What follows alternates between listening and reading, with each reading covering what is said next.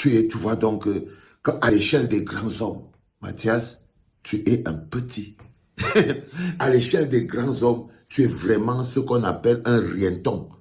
Un rienton, tu t'es perverti. Un rienton, c'est un petit rien. Peut-être que tu ne savais pas. Tu as entendu ça, un bon monsieur. Un rienton, c'est un petit rien. C'est-à-dire que tu es rien, rien de rien.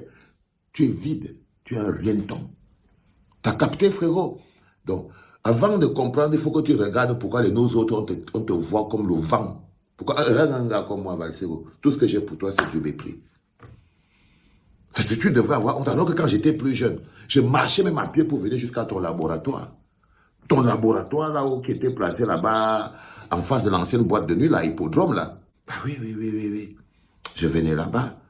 Je te donnais de la caution intellectuelle. Je venais chez toi pour me former intellectuellement, pour comprendre des choses.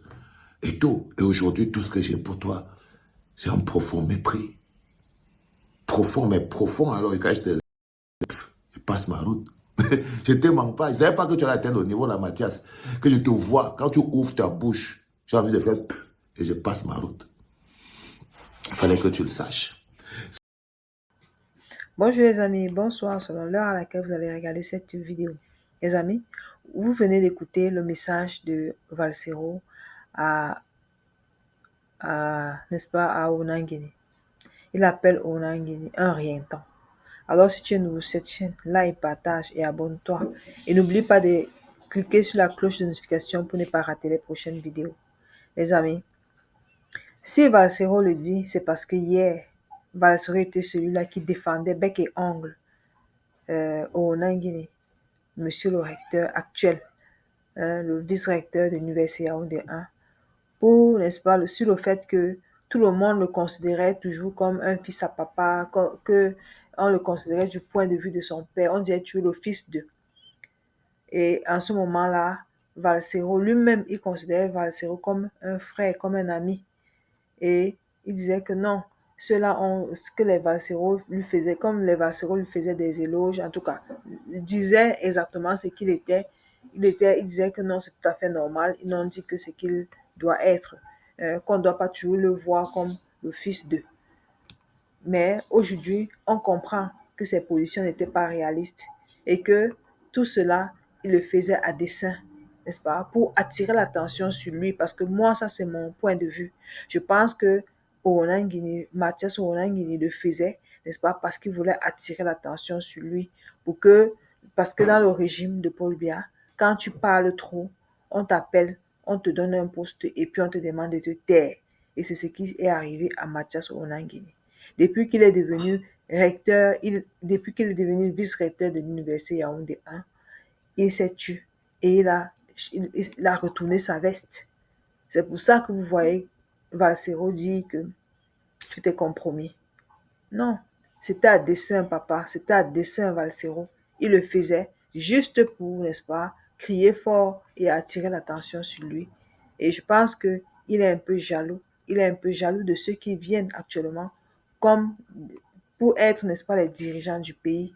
C'est pour ça qu'il n'arrive pas à comprendre comment lui, il n'a pas pu être à la place de cela.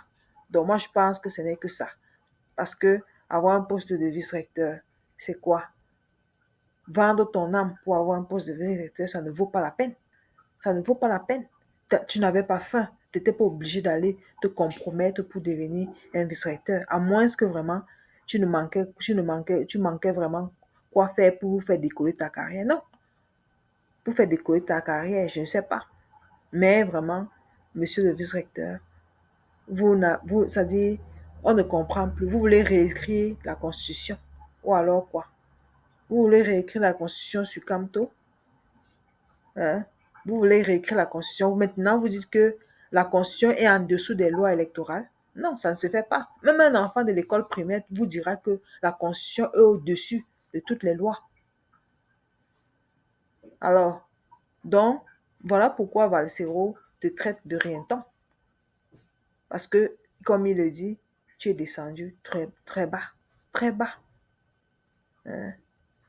Donc, les amis, nous allons écouter la vidéo jusqu'à la fin pour écouter, n'est-ce pas, comment Valsero parlait, n'est-ce pas, à l'époque de Oona Nguyen. Merci et bonne écoute. De Joseph Oona a du mal à s'affranchir d'une destinée que ses détracteurs lui prêtent dans les hautes sphères de l'administration publique et du RDPC. Mais cela n'entame pas pour autant la crédibilité acquise auprès de l'opinion publique. C'est même humiliant et insultant pour quelqu'un qui fait preuve de tellement d'humilité qu'à un moment on met en avant ses parents, où on dirait ouais son père serait une grosse huile du régime. Ah justement c'est ça qui est plus fascinant dans sa démarche, avoir toutes ces opportunités dans un monde aussi corrompu et pouvoir rester un modèle d'intégrité. Tu vois ce que je veux dire? Moi personnellement c'est des petites choses comme ça qui m'ont permis justement de lui faire confiance. C'est très facile pour quelqu'un qui a faim, qui a grandi dans la pauvreté de sortir et crier oui faut que ça change et machin truc. Et c'est quelqu'un qui a réussi à convaincre l'opinion publique, même le plus abruti, de son intelligence. Si tu descends dans la rue, qui que tu croises va te dire que ben voilà, si jamais il y a quelqu'un que l'opinion publique écoute et a confiance au jugement, bah c'est pour le grand prof. Oui, les amis, ça c'est pourquoi il est important, quand on est un bon intellectuel, de rester cohérent. Oui, la cohérence est importante. Oui, la cohérence est importante. Un intellectuel ne peut pas se lever un matin et dire oui, les textes de loi disent ceci, et le lendemain, il retourne ce même texte de loi pour chercher quoi on ne sait dans cette loi-là. Alors, les amis, n'oubliez pas, le meeting c'est demain à Paris. Oui, le meeting c'est demain à Paris. Si vous n'êtes pas encore, si vous avez oublié, demain c'est à 13h à Paris. Il faut être là tôt pour pouvoir prendre les bonnes places. Bonne soirée à tous ou bonne journée.